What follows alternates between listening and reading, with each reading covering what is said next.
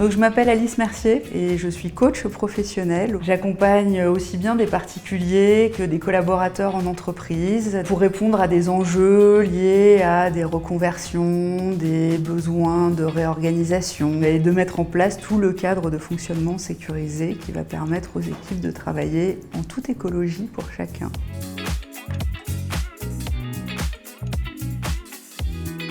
J'accompagne une entrepreneuse. Elle avait besoin de travailler sur comment contribuer à développer son business et comment créer sa posture face à ses clients. La première rencontre, en fait, je lui demande ce qui a motivé le fait de venir contacter un coach. Quelle est sa demande? Dans l'objectif derrière d'aller identifier des objectifs pour elle qui seront sa feuille de route. Ça va être sa boussole pendant le coaching. La première séance, ça va être vraiment une séance de cadrage où je vais rentrer dans le détail de la démarche et vraiment aller lui faire exprimer sa demande et ses objectifs associés et les indicateurs qui lui permettront de dire que les objectifs seront atteints à la fin du coaching. Il y a 3 choses importantes dans le cadre.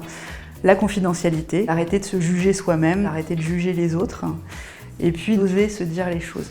Le questionnement reste un des outils essentiels dans le coaching. Et puis après, il y a des protocoles qui sont un peu plus structurés. Quand ma cliente veut se préparer pour un entretien de prospection, on va utiliser les niveaux logiques de DILT. On va mettre un chemin en fait avec les papiers au sol sur lequel la cliente va avancer. Et elle commence avec le très concret. Et puis petit à petit, on va monter sur qu'est-ce que j'ai envie de mettre en avant comme compétence. C'est quoi les valeurs auxquelles je me raccroche. Qu'est-ce que je suis, qu'est-ce que j'ai envie de raconter de moi. Ça permet vraiment d'ancrer par rapport à une situation concrète, toute notre identité, ce qu'on a envie de mettre en avant et faire en sorte que tout soit aligné. Comme autre protocole que je peux utiliser, c'est les cartes basées sur du photolangage. Je demande à mon client, trouve-moi une carte en fait qui parle de l'état dans lequel tu es aujourd'hui. J'utilise aussi beaucoup l'approche paradoxale, ça permet d'opérer des prises de conscience. Après, il y a beaucoup d'observations de tout ce qui est non-verbal. Une séance de coaching, je ne sais jamais à quoi ça va ressembler. Je suis en interrogation perpétuelle.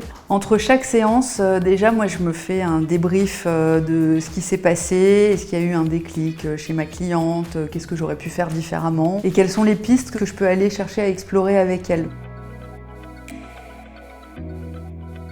J'ai fait des études scientifiques, maths sup, maths spé, après école d'ingénieur à Supélec. Ça m'a menée dans le monde de l'informatique, donc j'ai travaillé pendant 20 ans dans une DSI. Et puis il y a eu cette magnifique année 2020. Et ça a été l'occasion pour moi de prendre conscience que j'avais un vrai besoin de remettre l'humain au cœur du système. Donc j'ai décidé de commencer une formation de coaching professionnel. Mon conseil pour les jeunes, c'est de se faire un petit peu d'expérience et de ne pas avoir peur de se lancer jeune, il n'y a pas de souci avec ça. Avec Marion, il reste encore un petit chemin à parcourir. Je ne doute pas que ce sera des grandes enjambées encore pour elle. Et ça aura été un très bel accompagnement de mon point de vue, je crois du sien aussi.